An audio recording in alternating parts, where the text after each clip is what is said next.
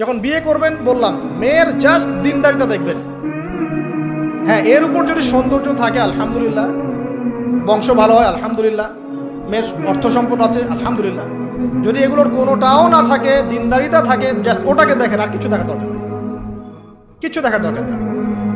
এরপরে আরেকটা কথা বলতে ভুলে গিয়েছি যে আপনি এই লেভেলে যাওয়ার আগে নিজেও পবিত্র থাকার চেষ্টা করেন। আপনি নিজে জেনায় যায় না, নিজে পর্নে যায় না, নিজে হারাম অ্যাফেয়ার্সে যায় না।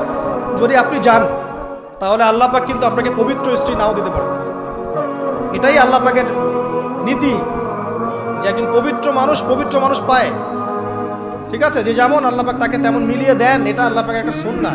এর ব্যতিক্রম হতে পারে, কিন্তু আপনি যদি পবিত্র না থাকেন আপনি পবিত্র স্ত্রী নাও পেতে পারেন। তা আপনি আগে নিজে পবিত্র থাকেন, তারপরে আপনি এখন মেয়ে দেখেন। আলহামদুলিল্লাহ, বললাম দিনদারিতা প্রাধান্য দেন। এখানে হাদিসে এটা বলা হয় নাই যে 4টা গুণ দেখে বিয়ে করো, বরং বলা হয়েছে 4টা গুণ দেখে সাধারণত বিয়ে করা হয়। ঠিক আছে, করো আদেশটা এমন নয়, ইনকাহ কথাটা এমন নয়, বা ইনকাহু এমন নয়, তুনকাহু মানে বিয়ে সাধারণত করা হয়।